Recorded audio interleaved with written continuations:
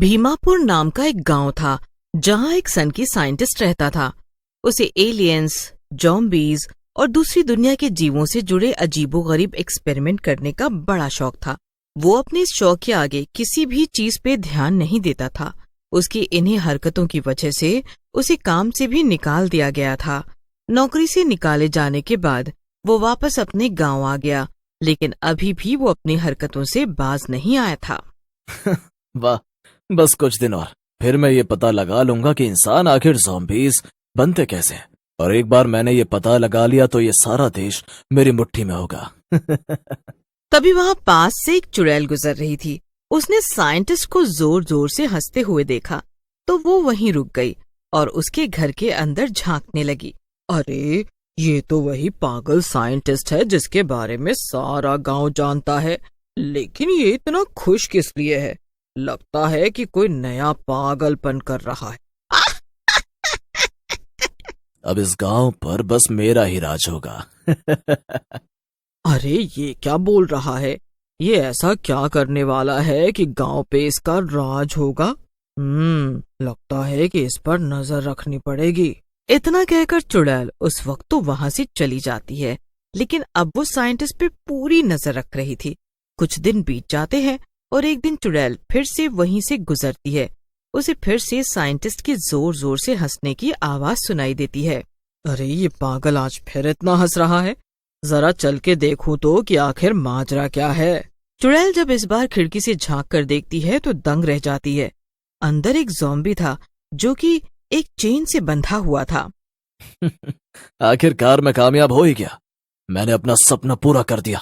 लोग मुझे पागल समझते थे, लेकिन मैंने इंसानों को ज़ॉम्बी बनाने वाला इंजेक्शन बना ही लिया। अरे, ये ज़ॉम्बी तो भानु है। ये साइंटिस्ट के चक्कर में कैसे पड़ गया? ये साइंटिस्ट तो वाकई में बहुत पागल मालूम होता है। इसने अपने ही घर में काम करने वाले नौकर को ज़ॉम्बी बना दिया, तो अब ये बाकी गांव वालों का क्या हाल करेगा? मेरे प्यारे नौकर, कल मैं तुझे गांव में छोड़ दूंगा। फिर तो इस गांव के सभी लोगों को काट काट कर ज़ॉम्बी बना देना। फिर देश विदेश तक मेरे चर्चे हो जाएंगे कि कैसे मैंने एक पूरे गांव में ज़ॉम्बियों की फौज खड़ी कर दी है। साइंटिस्ट खुद से बातें कर ही रहा था कि तभी ज़ॉम्बी ने अपनी चेन खोल ली और वो साइंटिस्ट को काटने के लिए दौड़ा, लेकिन तभी साइंटिस्ट ने उस पर एक स्प्रे छिड़क दिया और ज़ॉम्बी बेहोश होकर वहीं गिर गया। अरे अरे मेरे प्यारे ज़ॉम्बी, लगता है कि तू हमला करने के लिए काफी बेचैन है। कल तक का इंतजार कर, कल तुझे हमला करने के लिए कई लोग मिलेंगे। इतना कहकर साइंटिस्ट ज़ॉम्बी को वहीं पर वापस बांधकर सोने चला गया। वहीं चुड़ैल ये सब देखकर काफी हैरान थी। अरे नहीं, इस पागल साइंटिस्ट ने तो सचमुच में ज़ॉम्बी बना लिया है।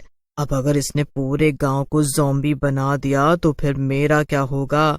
मैं किसे मारूंगी? नहीं नहीं नहीं, मैं ऐसा होने नहीं दे सकती।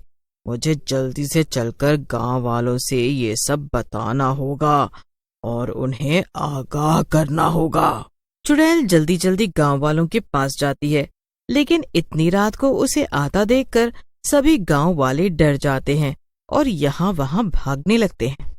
अरे अरे, भागना बंद करो। अरे रुक जाओ, मैं तुम्हें खाने नहीं आई हूँ, बल्कि मुझे तुमसे एक जरूरी बात करनी है। चुड़ैल की बात सुनकर सभी गांव वाले रुक जाते हैं। तभी उनमें से एक आदमी आगे आया और बोला, बात? भला तुम्हें हम लोगों से क्या बात करनी है? कहीं ये तुम्हारी कोई चाल तो नहीं? अरे नहीं नहीं, तुम लोगों को पकड़ने के लिए मुझे कोई चाल चलने की जरूरत नहीं है। वो तो मेरे बाएं हाथ का खेल है। आज मैं सच में यहाँ तुम्हें कुछ जरूरी बात बताने आई हूँ। अरे, वो जो पागल साइंटिस्ट है ना, उसने इंसानों को ज़ॉम्बी बनाने वाला कोई इंजेक्शन बना लिया है और उसने अपने नौकर को भी ज़ॉम्बी बना दिया है। मैंने अपने कानों से उसे कहते हुए सुना कि वो कल सुबह गांव पे हमला करेगा और सबको ज़ॉम्बी बना देगा, ज़ॉम्बी। इसीलिए मैं तुम लोगों को सावधान करने आई हूँ। चुड़ैल की बात सुनकर सभी गांव वाले जोर जोर से हंसने लगते हैं और चुड़ैल ये सब देखकर परेशान हो जाती है। वो चिड़चिड़ाते हुए कहती है, अरे तुम लोगों का दिमाग खराब हो गया है क्या? मैं यहाँ तुम्हें इतनी जरूरी बात बता रही हूँ और तुम लोग ठहाके लगाकर हंस रहे हो। अरे तो और क्या करें, जिस पागल साइंटिस्ट पे गांव का बच्चा भी यकीन नहीं करता है, तुम्हें उस पर भरोसा है? अरे वो तो कई सालों से एलियन और ज़ॉम्बी। अरे मैं सच कह रही हूँ, मैंने अपनी आंखों से उसके घर में ज़ॉम्बी को देखा है। अगर तुम्हें मुझ पर यकीन नहीं हो रहा है तो चलो मेरे साथ और खुद ही देख लो। मुझे तो लगता है कि ये इसकी कोई चाल है, ये हमें अकेले में ले जाकर मारना चाहती है। कोई भी इसकी बातों पर भरोसा मत करना। वाकई में तुम लोग सच में बहुत बेवकूफ हो। ठीक है, मुझे भी क्या लेना देना तुम लोगों से। जाओ, जो करना है करो, पर कल जब वो ज़ॉम्बी तुम लोगों पे हमला करेगा ना, तो अपने आप अकल ठिकाने आ जाएगी। फिर मत आना मेरे पास रोते हुए। चुड़ैल गुस्से में वहां से चली जाती है। अगले दिन वही होता है जो कि चुड़ैल ने कहा था। साइंटिस्ट अपने ज़ॉम्बी को गांव में छोड़ देता है और उसे देखकर पूरे गांव में हाहाकार मच जाता है। वो ज़ॉम्बी जिस भी आदमी या औरत को काट रहा था, वो भी ज़ॉम्बी में बदल जा रहा था। अरे ये सब क्या हो रहा है? इसका मतलब कि वो चुड़ैल सही कह रही थी। उस पागल साइंटिस्ट ने सच में अपने नौकर को ज़ॉम्बी बना दिया और हम सबको भी बनाना चाहता है। अब क्या करें? ऐसे तो पूरा गांव ज़ॉम्बी बन जाएगा। हमें कुछ ना कुछ तो करना ही होगा, इस सबको रोकना ही होगा। चलो उसी चुड़ैल के पास चलते हैं, उसने हमें ज़ॉम्बी के बारे में सावधान किया था। हो सकता है कि उसे ये भी पता हो कि इस सबको कैसे रोका जा सकता है। हाँ, ये तुमने ठीक कहा। चलो किसी तरह यहाँ से बचकर भागते हैं और चुड़ैल के पास चलते हैं। हर तरफ ज़ॉम्बी फैले हुए थे और लोगों को काट रहे थे। दोनों आदमी किसी तरह बचते बचाते हुए चुड़ैल के पास जा पहुंचे। आ गए। तुम लोगों ने तो कहा था कि तुम्हें मुझ पे भरोसा नहीं है और तुम्हें मेरी मदद तो बिल्कुल भी नहीं चाहिए। तो अब क्या हुआ? हाँ, हम लोगों से गलती हो गई, हमें माफ कर दो। तुम तो सब कुछ जानती हो, पूरे गांव में हाहाकार मचा हुआ है, हमारी मदद करो। देखो अगर ये गांव बर्बाद हो गया तो तुम क्या करोगी? ये तुम्हारा भी तो घर है, और क्या तुम चाहती हो कि तुम्हारे घर में ज़ॉम्बी भर जाए?